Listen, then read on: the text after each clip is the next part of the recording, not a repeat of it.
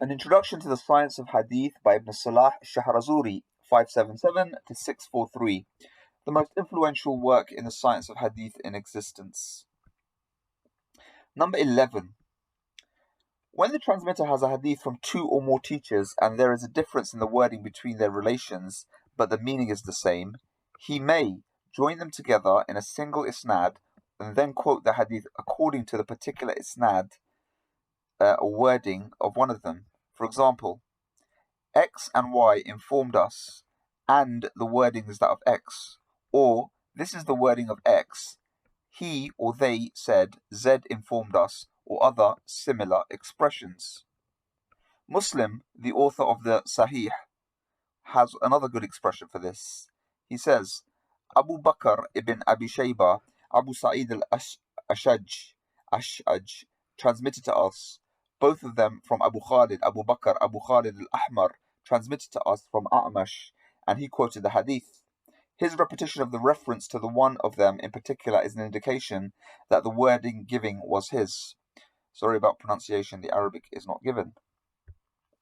When the transmitter does not single out one of the two teachers for mention, but instead takes portions from each and says, X and Y informed us, and they were similar in wording, they said, Z informed us. This is not forbidden. According to this doctrine, which permits relation by paraphrase, saying simply Z informed us is not forbidden. The statement of Abu Dawud al-Sijistani, author of the Sunnah, Musaddad, and Abu Tawbah, transmitted the sense to us. They said Abu al-Ahwas transmitted to us, and other similar things in this book may be instances of the first method.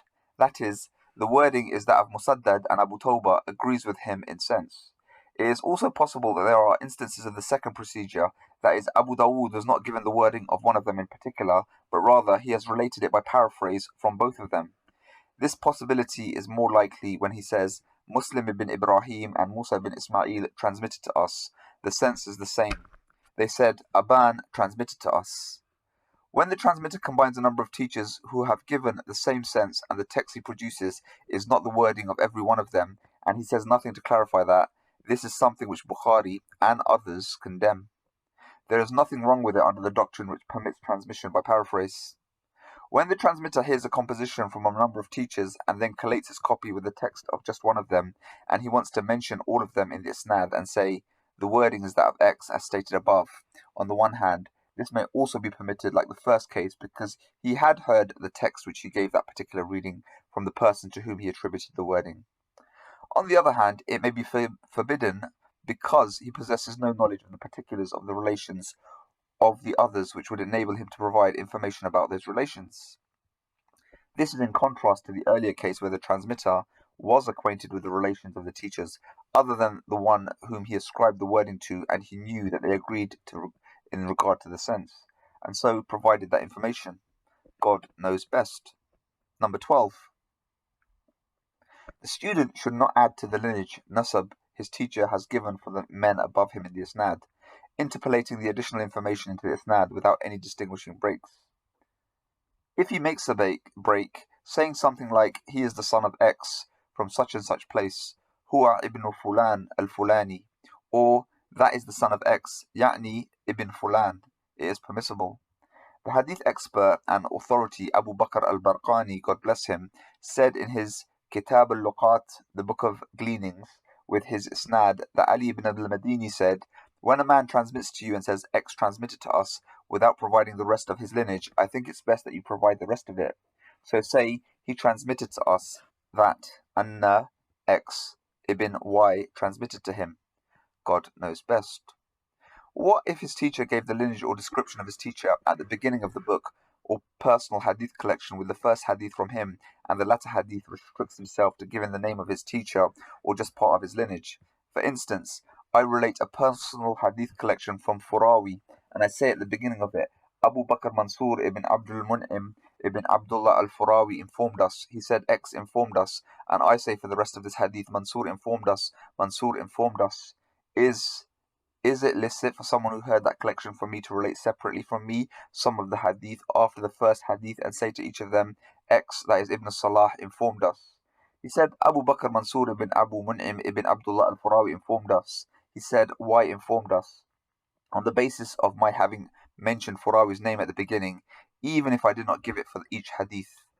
The expert al-Khatib has related that most scholars permitted this, and for some, the preferred way was to say, that is the son of X. He related with his isnad that Ahmad ibn Hanbal, God be pleased with him, said, that is the son of X, when the name of a man appeared without the lineage. Al-Khatib al-Baghdadi related from Barqani with the latter's isnad the statement we mentioned above from Ali ibn al-Madini. Then he said that he saw Abu Bakr Ahmad ibn Ali al-Isbahani, the sojourner in Nishapur, and he was one of the excellent experts and pious and religious men, doing the same.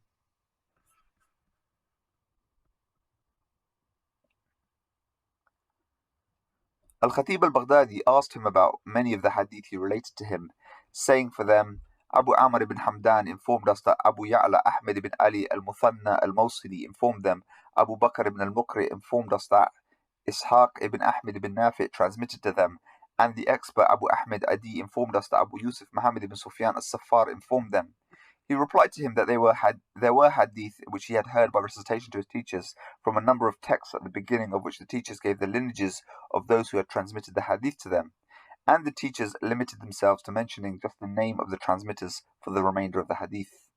Al-Khatib al-Baghdadi said, others used to say in cases like this, X informed us, he said Y informed us, he is the son of Z, and then quote his lineage to its end.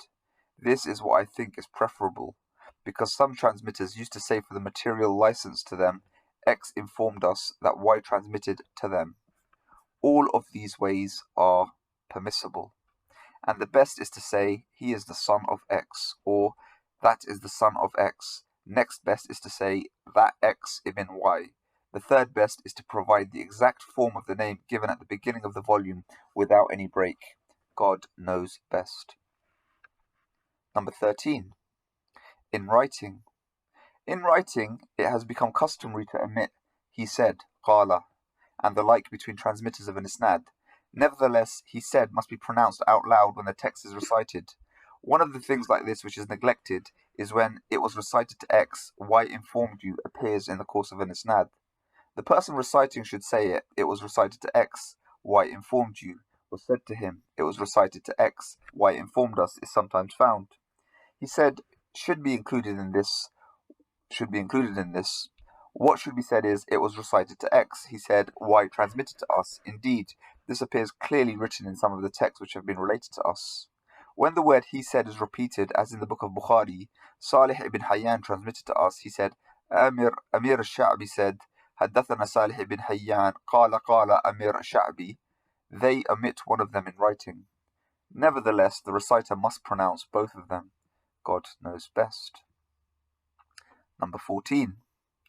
The famous nuskhas containing a number of hadith with a single isnad, like the nuskha of Hammam ibn Munabbih from Abu Huraira by the relation of Abd Razak from Ma'mar ibn Rashid from Hammam, and similar nuskhas and personal hadith collections, some people mention the isnad anew at the beginning of each hadith from these works.